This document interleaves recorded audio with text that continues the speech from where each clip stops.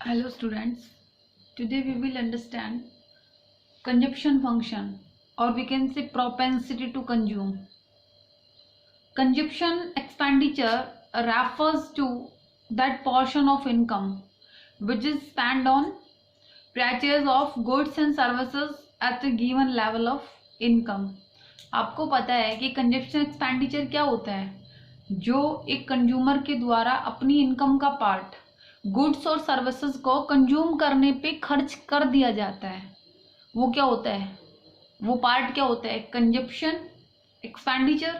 तो हमने क्या कहा? Consumption expenditure refers to that portion of income. Means consumption expenditure जो है वो इनकम का वो पोर्शन है विच इज स्पेंट ऑन, जिसको खर्च कर दिया गया है किसके ऊपर? On purchase of goods and services at the given level of income. आपको पता है कि इनकम के अकॉर्डिंग कंजप्शन एक्सपेंडिचर क्या होते हैं? बढ़ते या घटते रहते हैं. इनकम अगर ज़्यादा होती है तो कंजप्शन एक्सपेंडिचर जनरली ज़्यादा होते हैं, और अगर इनकम कम होती है तो कम होते हैं. क्योंकि आप लोगों को ये बताया गया था कि कंजप्शन के साथ जो इनकम का रिलेशन है वो क्या है? पॉजिटिव रिलेशन है. इसी वजह से अगर हम कंजप्शन और इनकम का डायग्राम ड्रॉ करते हैं, कंजप्शन का इनकम के रिलेशन में डायग्राम जब ड्रॉ करते हैं तो कंजप्शन कर्व क्या होता है? अपवर्ड स्लोप में होता है, क्योंकि इनकम अगर बढ़ेगी तो कंजप्शन बढ़ेगा. ठीक है, अब हम बात करते हैं कंजप्शन फंक्शन की. Consumption function refers to functional relationship between consumption and income. क्या होती है? एक फंक्शनल रिलेशनशिप होती है जो हमें ये बताती है कि कंजप्शन का इनकम के साथ क्या रिलेशन है. मीन्स इनकम के अकॉर्डिंग कंजप्शन में कितना चेंज आएगा, वो क्या होता है? कंजप्शन फंक्शन होता है. ठीक है, तो हम क्या कहेंगे? प्रोपेंसिटी टू कंज्यूम का मतलब क्या होता है? प्रोपेंसिटी टू कंज्यूम का मतलब यही हो गया कि क्या दिखाता है? फंक्शनल रिलेशनशिप दिखाता है कंजप्शन और इनकम के बीच में. यहाँ पे हमने कहा कि C is equal to function of income. Means C किसको डिनोट कर रही है? कंजप्शन को. F means function and Y means national income. ठीक है, तो ये क्या रहा है? फंक्शनल रिलेशनशिप दिखा रहा है इनकम का कंजप्शन के साथ. एक बार ध्यान से सुनो. हमने कहा consumption function represent the willingness of household to purchase the goods and services at a given level of income during a given period time. है ना, हमने कहा कि एक गिवन पीरियड ऑफ टाइम में जो हाउस होल्ड के द्वारा जो भी प्लान किया जाता है गुड्स और सर्विसेज पे एक्सपेंडिचर करने के लिए अपनी इनकम के अकॉर्डिंग, वो क्या होता है? कंजप्शन एक्सपेंडिचर होता है. और जो ये रिलेशनशिप होती है कंजप्शन और इनकम के बीच में, वो क्या रिप्रेजेंट करती है? कंजप्शन फंक्शन को रिप्रेजेंट करती है. नेक्स्ट हमने कहा it also shows the consumption level at different level of income in the economy. Consumption function क्या दिखाता है? डिफरेंट इनकम लेवल में कंजप्शन किस तरीके से बिहेवियर रखता है इनकम के साथ, वो सब दिखाता है. और ये क्या होता है? एक साइकोलॉजिक कंसेप्ट होता है. ये इन्फ्लुएंस्ड होता है, सब्जेक्टिव फैक्टर्स होते हैं बहुत सारे, जैसे लाइक कंज्यूमर प्रेफरेंस है. किसी कंज्यूमर की कोई प्रेफरेंस होती है, किसी कस्टमर की कोई प्रेफरेंस होती है, उसके अकॉर्डिंग उसका क्या होता है? कंजप्शन एक्सपेंडिचर इंक्रीज और डिक्रीज होता रहता है. कुछ लोग हैबिचुअल होते हैं. हैबिचुअल अगर होते हैं तो उनकी डिमांड क्या होती है? इनलेस्टिक होती है. मीन्स चाहे कीमत चाहे कितनी भी बढ़ जाए या कितनी भी घट जाए, लेकिन उनको वो चीज़ की डिमांड करनी है तो करनी है. उस पर्टिकुलर कमोडिटी पे अगर उनको एक्सपेंडिचर करना है तो करना है. ठीक है, तो हमने क्या कहा?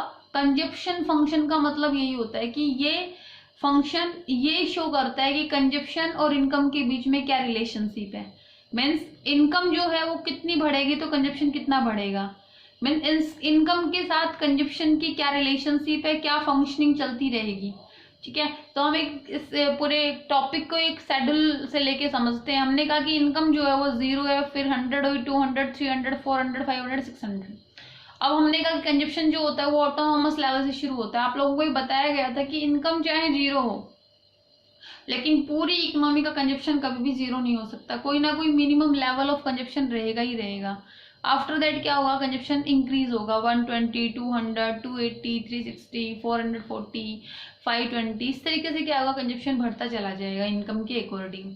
ठीक है, अब देखो इसको समझना है. पहले इसको समझो, इन चीजों से क्या क्या ऑब्जर्वेशंस निकल रही हैं, क्या ऐसा बिहेवियर क्यों हो रहा है. देखो सबसे पहले आपने कहा इनकम 0 है, लेकिन फिर भी क्या है? कंजप्शन कुछ ना कुछ है. इसका मतलब this is autonomous consumption. Means जब इनकम रहेगी तो भी ये बना रहेगा. इसका मतलब इस वाले कंजप्शन के ऊपर इनकम का कोई भी इफेक्ट नहीं हो रहा, जिसको क्या बोलेंगे हम, ऑटोनोमस कंजप्शन बोलेंगे। आफ्टर दैट देखो इनकम किस रेट से बढ़ रही है, 100 के रेट से बढ़ रही है, बट कंजप्शन जो है वो 80 के रेट से बढ़ रहा है। इसका मतलब हम क्या कह सकते हैं कि जो इनकम जिस रेट से बढ़ेगी उससे कम रेट से क्या होगा, कंजप्शन बढ़ेगा। फिर देखो इनकम 0 थी, कंजप्शन 40 था, आफ्टर दैट इनकम 100 हो गई लेकिन कंजप्शन 120 है। फिर इनकम कितनी हो गई, 200 हो गई, आफ्टर दैट कंजप्शन कितना है, 200 है। मीन्स पहले क्या होता है, इनकम कम होती है, कंजप्शन ज्यादा होता है। आफ्टर दैट क्या होता है, इनकम और कंजप्शन दोनों बरोबर हो जाते हैं। आफ्टर दैट क्या होता है, इनकम जो है बढ़ने लग जाती है और कंजप्शन क्या हो जाता है, उसके कहीं ना कहीं पीछे रह जाता है। तो इन कंक्लूजन हम क्या कह सकते हैं कि क्या होता है, शुरुआती दौर में इनकम कम होती है लेकिन कंजप्शन ज्यादा होता है। इसका मतलब लोग क्या कर रहे हैं, अपनी पास्ट सेविंग को यूज कर रहे हैं या फिर अपनी एसेट्स को सेल करके पैसा लेके कंजप्शन एक्सपेंडिचर इनकर कर रहे हैं। तो हम क्या कहेंगे, हमने ये पढ़ा था कि जो हमारी इनकम जो काउ होता है, जो हमारा एएस काउ जो होता है वो 45 डिग्री के एंगल पे होता है। इट मीन्स ये कहाँ से चलेगा, ओरिजिन से 45 डिग्री के एंगल पे चला। इसको हम सप्लाई का भी बोल सकते हैं और इनकम का भी बोल सकते हैं।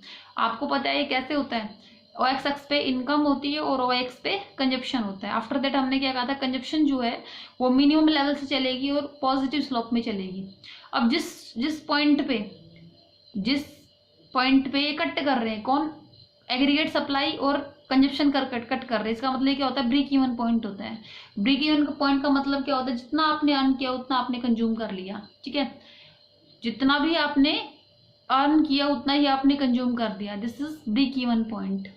आफ्टर दैट देखो कंजप्शन का लेवल क्या है, ज्यादा है ना, और इनकम का लेवल क्या है, कम है। इसका मतलब ये वाला जो एरिया है बेटे, ये वाला जो एरिया है इसको हम क्या बोलेंगे, डिस सेविंग बोलेंगे।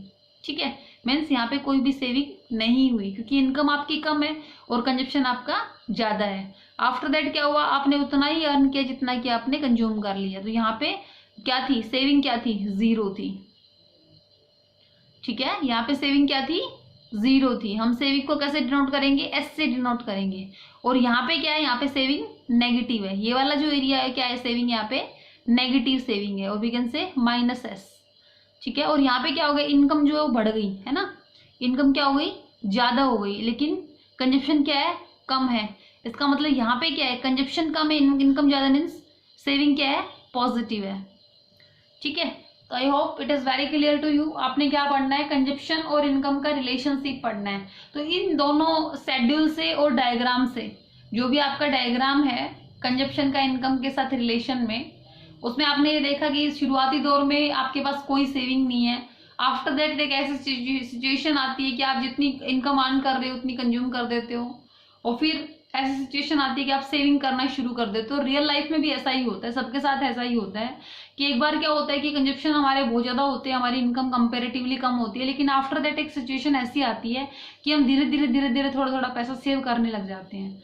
ठीक है, तो इससे हमारी कुछ ऑब्जर्वेशंस निकल के आएंगे। सबसे पहला पॉइंट देखो, starting point of consumption curve. आप देखो consumption curve start from the point, कोई भी पॉइंट मान लो, यहां से इस पॉइंट से क्या हो रहा है, कंजप्शन कर्व शुरू हो रहा है। Means this implies that there is autonomous consumption even when the national income is 0। Means जो कंजप्शन कर्व का स्टार्टिंग पॉइंट है वो ओरिजिन नहीं है, मतलब मीन्स ये कहीं ना कहीं मिनिमम कंजप्शन लेवल से शुरू हो रही है। तो ये जो 40 इसको हम क्या बोलेंगे, ऑटोनोमस कंजप्शन, और वी कैन से बार सी, है ना, कांस्टेंट सी, सो बोलेंगे ऑटोनोमस कंजप्शन बोलेंगे। इसका मतलब हमने क्या कहा, ये वो वाला कंजप्शन है जिसके ऊपर इनकम का कोई भी इफेक्ट नहीं पड़ रहा। जब इनकम 0 है तो भी ये बना जो का तो बना हुआ है। ठीक है, नेक्स्ट होता है बेटा स्लोप ऑफ कंजप्शन कर्व। आपको पता है कि जो आपका कंजप्शन कर्व है वो किस स्लोप में है, पॉजिटिव स्लोप में है। मेन से क्या बता रहा है, income increases consumption also rises. मतलब इनकम अगर बढ़ रही है तो कंजप्शन क्या हो रहा है, बढ़ रहा है। ठीक है, however proportionate rise in consumption is less then, लेकिन प्रोपोर्शनेट जो राइज हो रहा है कंजप्शन वो 80 से हो रहा है, 80 की रेट से हो रहा है।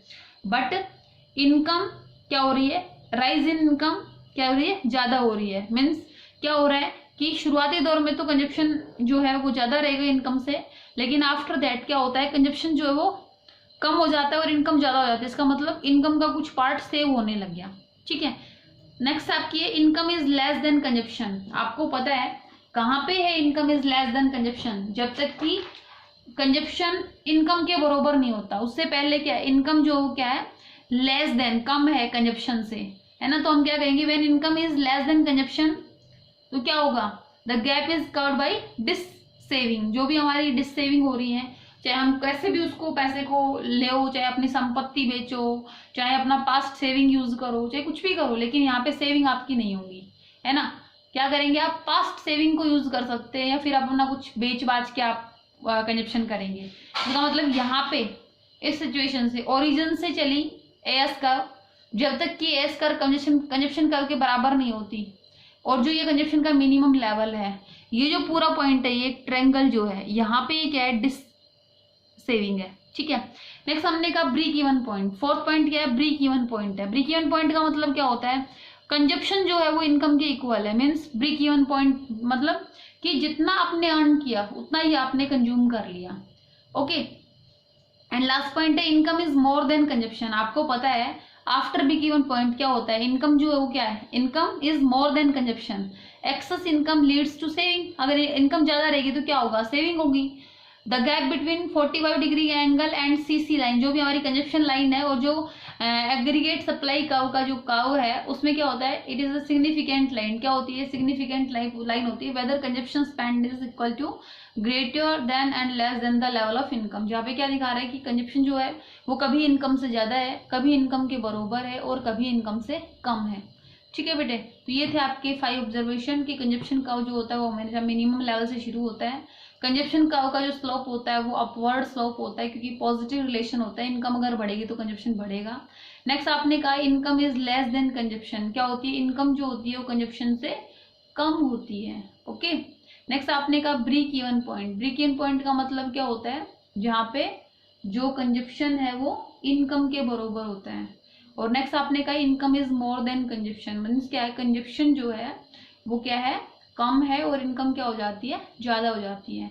These are the 5 important observation which are drive from this schedule and this diagram, okay.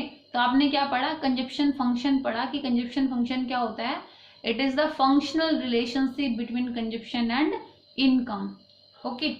Next है बेटा आपका, ये बहुत इंपॉर्टेंट टॉपिक है, यहाँ से कड़ी जुड़ती चली जाएगी और आपका बहुत इंपॉर्टेंट क्वेश्चन यहाँ से जनरेट होंगे जो आपके बोर्ड में बहुत काम आएंगे आपको, इसलिए आपको बहुत अच्छे तरीके से अपने कंसेप्ट को क्लियर करना है। नेक्स्ट आपका आता है types of propensity to consume. क्या क्या टाइप होते हैं जो आपकी कंजप्शन जो है उसको आप किस किस तरीके से करते हैं, कौन कौन से एस्पेक्ट्स, कौन कौन सी टेक्निक्स होती हैं। तो आपने कहा कि types of propensity to consume. उससे पहले एक बात आप समझ लीजिए, हमने कहा ये केन्ज था, इकोनॉमिक्स था, उसने ये थ्योरी दी थी, कौन सी, जो आपकी यूनिट 3 में आपको पढ़नी है। क्या पढ़ना है, determination of income and employment, मतलब इनकम के अकॉर्डिंग एक इकोनॉमी में कितना एम्प्लॉयमेंट होना चाहिए। ये जो थ्योरी दी थी ये केन्ज ने दी थी, ठीक है। उसका था क्या, साइकोलॉजिक लॉ ऑफ कंजप्शन। उसमें उन्होंने कहा था कि देयर इज मिनिमम कंजप्शन, हमेशा कोई ना कोई मिनिमम कंजप्शन लेवल इकोनॉमी में रहता ही रहता है। इस वजह से जब इनकम जीरो होती है तो भी कंजप्शन जीरो नहीं होता। नेक्स्ट उन्होंने कहा था income increases consumption also increases, मतलब इनकम बढ़ेगी तो कंजप्शन भी बढ़ेगा। नेक्स्ट कहा था कि income rises as a greater portion as compare to increase in consumption, income जो है वो ज्यादा प्रोपोर्शन से बढ़ती है और कंजप्शन जो होता है वो कम प्रोपोर्शन से बढ़ता है। नेक्स्ट है don't confuse consumption with consumption function, दोनों में कंफ्यूज नहीं होना है। देखो हमने कहा कंजप्शन का मतलब क्या होता है, consumption refers to amount of income which is spend on purchase of goods and services at a given level of income. जो भी एक गिवन लेवल ऑफ इनकम है उसके अकॉर्डिंग आप गुड्स और सर्विसेज पे जो पैसा खर्च करते हो that is consumption. But on the other hand consumption function refers to schedule showing consumption expenditure at various level of income, different income level पे आपके कंजप्शन एक्सपेंडिचर जो किस तरीके से चेंज होंगे वो क्या होता है, कंजप्शन फंक्शन होता है। दोनों में कंफ्यूज नहीं होना है कि कंजप्शन और consumption function both are same, no. Consumption is a process, क्या होता है, कंजप्शन एक प्रोसेस होता है जिसमें हम क्या करते हैं, अपनी इनकम का कुछ पार्ट गुड्स और सर्विसेज को परचेज करने पे खर्च कर देते हैं। लेकिन कंजप्शन फंक्शन क्या होता है, एक वो शेड्यूल होती है जो ये दिखाती है कि डिफरेंट इनकम के लेवल पे कस्टमर्स किस तरीके से कंजप्शन करेंगे, वो क्या होता है, कंजप्शन फंक्शन होता है। Now we are going to understand types of propensity to consume, क्या क्या टाइप होते हैं, क्या क्या नेचर होता है कंज्यूम करने का लोगों का। तो कहा there are two technical aspect of propensity to consume. कितने एस्पेक्ट्स होते हैं, टू टेक्निकल कंसेप्ट होते हैं। होता है एवरेज प्रोपेंसिटी टू कंज्यूम, जिसको क्या बोलते हैं शॉर्टकट में APC, average propensity to consume. Next होता है एमपीसी, एमपीसी का मतलब होता है मार्जिनल प्रोपेंसिटी टू कंज्यूम। आज इन दोनों कंसेप्ट को हम इसी वीडियो में पढ़ेंगे। हमने कहा कि एपीसी क्या होता है, average propensity to consume refers to the ratio of consumption expenditure to the corresponding level of income. मतलब इनकम के अकॉर्डिंग कंजप्शन का क्या रेशियो है, इनकम और कंजप्शन का जो रेशियो होता है ना, दैट इज एपीसी। ठीक है, डिफरेंट डिफरेंट लेवल पे आपके कंजप्शन का जो रेशियो है इनकम के साथ, वो क्या होता है, एपीसी होता है। फॉर एग्जाम्पल ये शेड्यूल थी अपनी, हमने क्या कहा था, इनकम 0 से शुरू हो रही है, आफ्टर दैट 100, 200, 300, 400। कंजप्शन जो है वो 40 आया, फिर 120, 200, 280, 360 आया। ठीक है, अब हम क्या निकालेंगे, एपीसी निकालेंगे। एपीसी का फॉर्मूला क्या होता है, it is the ratio between consumption and income. Means consumption को किससे डिनोट करेंगे, सी से, और इनकम को वाई से। तो हमने क्या कहा, APC is equal to C by Y. तो देखो यहाँ पे देखो आप, पहले यहाँ पे कितना है, कंजप्शन 40 है, लेकिन इनकम क्या है, 0 है। तो ये क्या हो जाएगा, नथिंग एल्स हो जाएगा, यहाँ पे अभी कैलकुलेट नहीं हो सकती। नेक्स्ट आप क्या आएंगे, कंजप्शन कितना है 120, इनकम कितनी है 100, तो 120 बाई 100 किया तो आपका एपीसी है वो कितना आ गया, 0.20। ठीक है, आफ्टर दैट क्या हुआ, 200, 200, तो ये कितना आ गया, एपीसी 1 आ गया। आफ्टर दैट 280 जो है कंजप्शन है, 300 आपकी इनकम है, तो 280 डिवाइड बाई 300 कितना आ गया, 0.933। ठीक है, फिर आपकी 360 है और इनकम कितनी होगी आपकी 400, तो आपकी जो एपीसी है वो कितनी आ गई, 0.90। तो आपने क्या कहा, एपीसी क्या होती है, APC is equal to consumption by income. क्या होती है, कंजप्शन के इनकम को डिवाइड करेंगे तो क्या आएगी हमारे पास, एपीसी आएगी।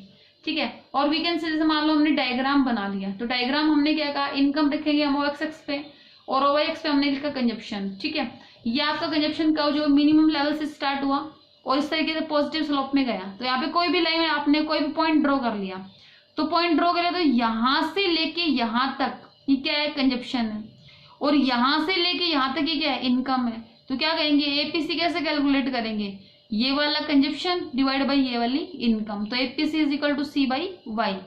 ठीक है भाई, तो ये समझ में आ रहा होगा आप लोगों को डेफिनेटली। हमने कुछ नहीं बताया, कोई स्पेशल चीज नहीं बताई। हमने कहा कि एवरेज प्रोपेंसिटी टू कंज्यूम का मतलब क्या होता है, ratio of consumption expenditure to the corresponding level of income. Income के साथ जो कंजप्शन का रेशियो होता है, दैट इज एपीसी। ठीक है, ये आपके कंजप्शन के पॉइंट्स दे रखे और ये आपके इनकम के पॉइंट्स दे रखे हैं, इनको आपस में जब डिवाइड करेंगे तो क्या आएगा, एपीसी आएगा।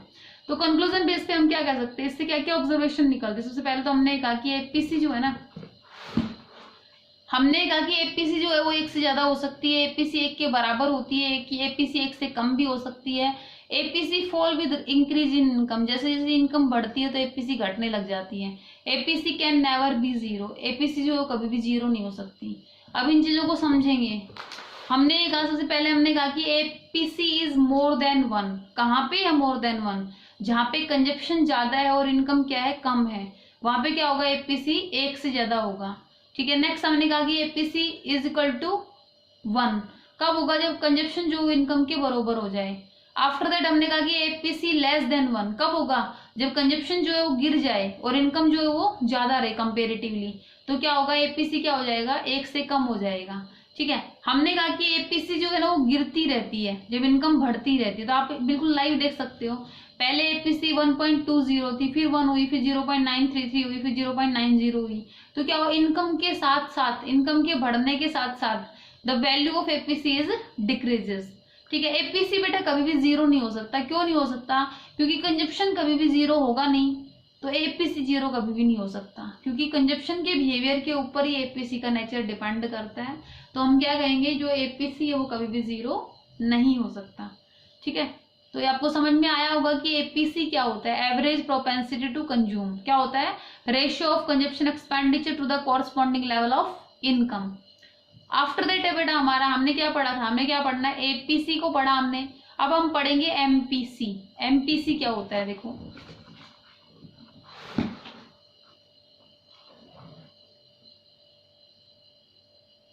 एमपीसी का मतलब होता है मार्जिनल प्रोपेंसिटी टू कंज्यूम, और वी कैन से एमपीसी।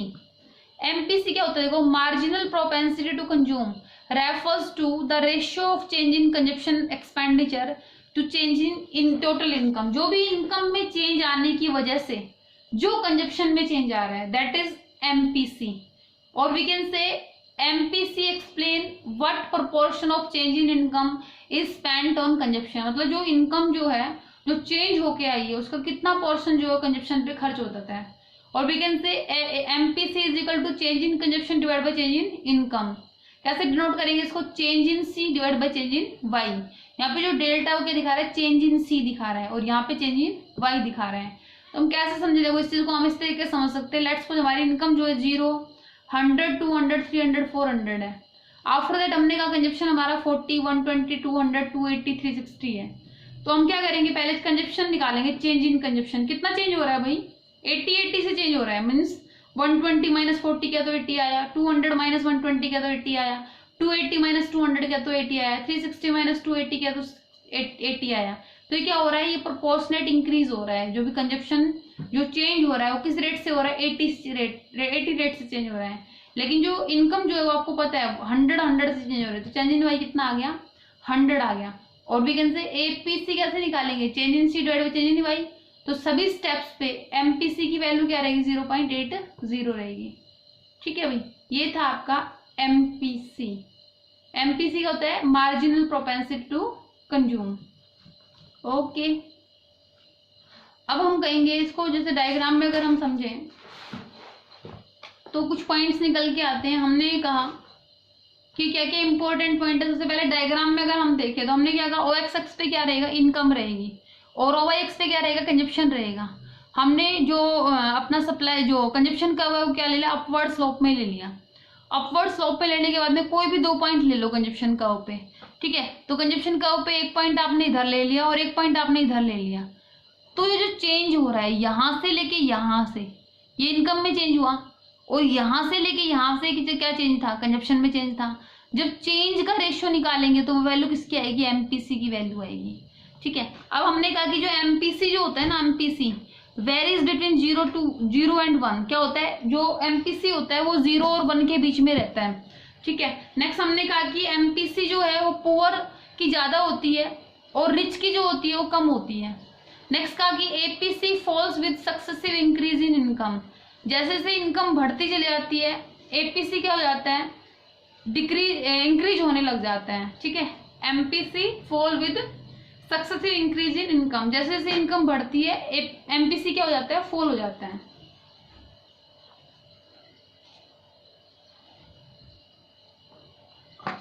तो हम इस चीज को समझते हैं।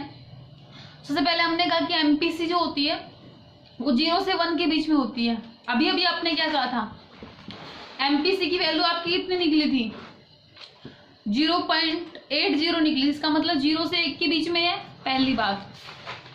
दूसरी बात हमने कहा कि एमपीसी जो है पुअर सेक्शंस की ज्यादा होती है और रिच सेक्शन की कम होती है।